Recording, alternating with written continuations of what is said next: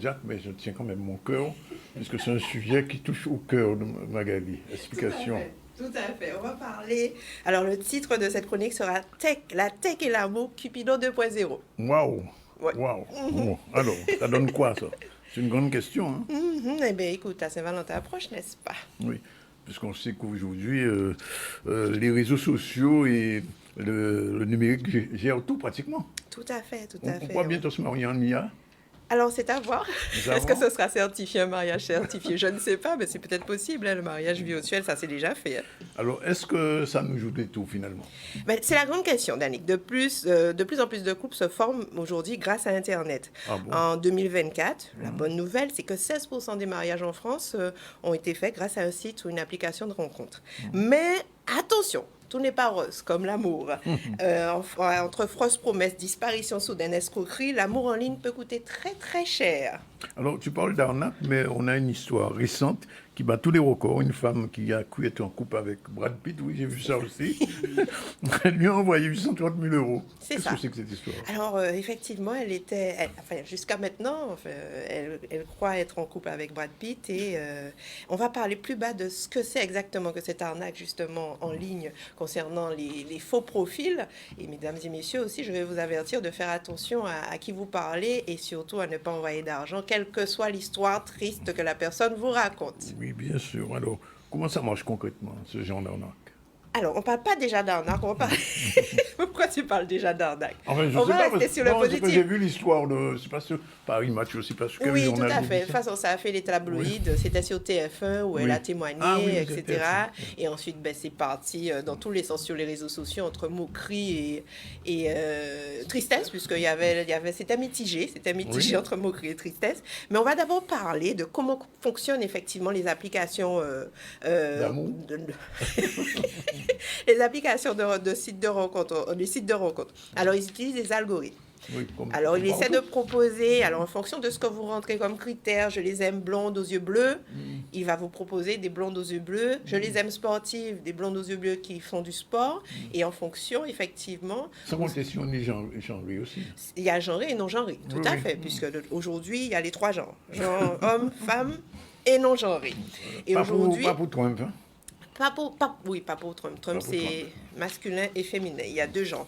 Donc, ça dépend, en fait, de ton âge, de tes goûts, de tes habitudes et même et surtout, ce qui est intéressant, de ta localisation. Plus tu les utilises, plus elles analysent tes choix et plus elles te proposent des profils qui sont normalement en accord avec toi et qui devraient te faire trouver le grand amour. Donc, c'est pas un hasard. C'est pas un hasard.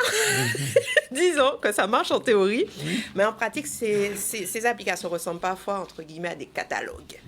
Des catalogues de choix où on swipe. Alors, le swipe, c'est un geste qui consiste à, si on peut mettre la vidéo, à être sur son écran et puis faire passer à droite si tu es d'accord et si tu matches. Quand on dit match, si la personne te plaît, et à gauche si la personne ne te plaît pas. Donc, ça, c'est le swipe. Comme on le montre la vidéo. Donc là, elle a matché avec le beau gosse.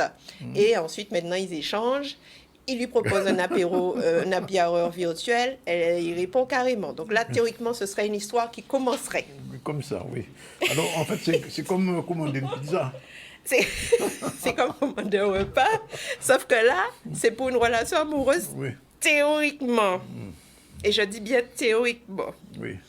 Et ça pose des problèmes. Mais c'est ça le problème. À part tomber sur quelqu'un qui ne ressemble pas du tout à ses Ce qu'on a photos, prévu. le premier cas, c'est le ghosting. Alors, si on peut mettre la définition du ghosting, je pense que les premiers à avoir employé ce mot-là, ce sont les jeunes. Le ghosting, c'est lorsque quelqu'un ne vous donne plus de réponse, disparaît du jour au lendemain, sans prévenir, après plusieurs échanges, ou même après une rencontre, plus de messages, plus d'explications, rien. Oui. Alors, on dit, Alors, il faut dire c'est que bon. ghost, ça veut dire fantôme. Fantôme. Oui. Donc, il m'a dit, il m'a ghosté ou elle m'a ghosté. Oui. Donc, au départ, les grands échanges, effectivement, comme le monsieur tout à l'heure, apéro virtuel, et puis finalement, quand il va l'avoir en réel, il va dire, ouais, finalement, elle ne me plaît pas. Ouais. Je la ghoste, je ne donne plus ni son ni image. Alors, c'est véritablement, c'est très violent, ça.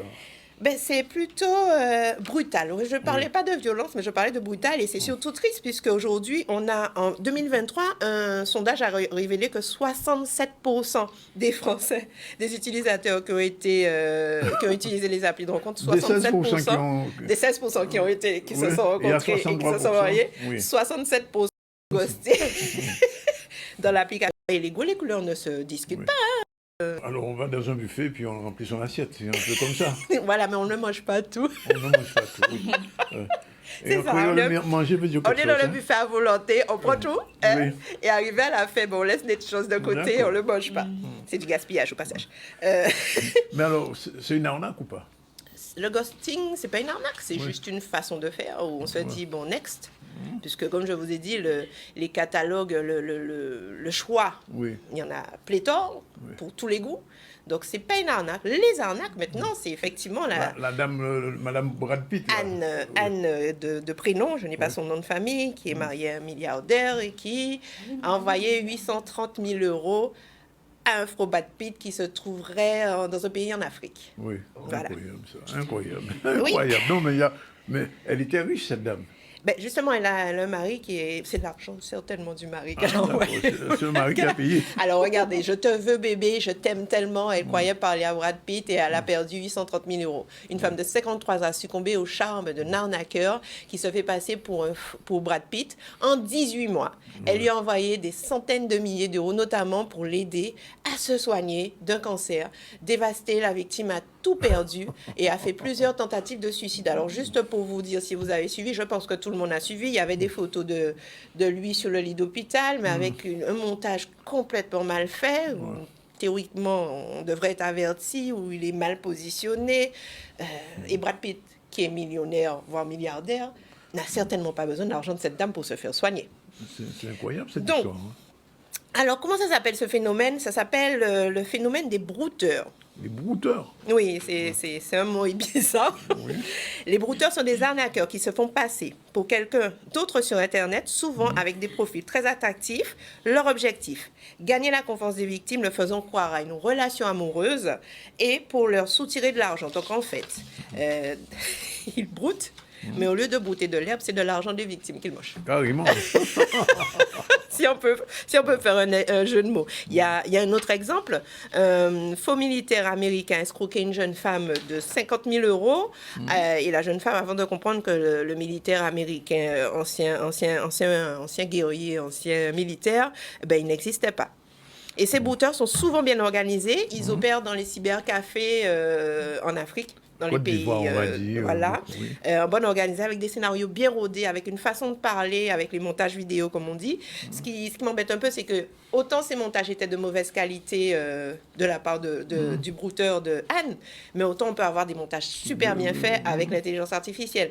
Donc, je pense que ces méfaits vont se multiplier avec le temps, et c'est pour ça que... Il y a des conseils pour éviter ça? Oui. Alors, vous avez vu tout à l'heure dans la vidéo... où la dame a swipé, le monsieur lui a proposé un apéro virtuel. Je vous conseille de faire un apéro réel, hein? Et de prendre rendez-vous. Quitte à ghoster après, c'est pas grave, mais au moins prendre rendez-vous dans un bar avec la personne en design copine que vous y aviez été, parce qu'on ne sait jamais. Prendre rendez-vous et la personne en réel. Si on peut voir la vidéo, quelques conseils. Alors, vérifier si, et se méfier des belles promesses, c'est-à-dire tout de suite, pour dire en créole, chérie, l'amour, je t'aime, tout de suite, il y a un souci. D'accord? Surtout que tu ne m'as pas encore rencontré, tu peux déjà me dire je t'aime. Ensuite, ne jamais envoyer d'argent, même si la personne vous dit qu'elle est au stade final d'un cancer et qu'elle doit se faire opérer du cerveau, sinon elle sera morte à cause de lui. Troisième, utilisez les applis qui offrent des badges de vérification d'identité. Vous verrez que certaines applis ne le font pas, d'autres ont le petit coche vert ou le petit coche bleu qui vous dit que cette personne, l'identité a été vérifiée. En gros, lorsque la personne s'inscrit sur le site Internet, elle a aussi entré sa pièce d'identité. Et le troisième, privilégier une première rencontre dans un lieu public avant de trop s'investir. D'accord. Parce que le monsieur peut être joli sur la photo. Et puis quand finalement on approche, il a les ongles sales. Oui. Je vous donne un simple exemple. Si c'est quelqu'un qui ne connaît pas, que te demande, même 50 €, il faut refuser. Zéro. Zéro. Ne jamais transmettre d'argent via Internet à un inconnu.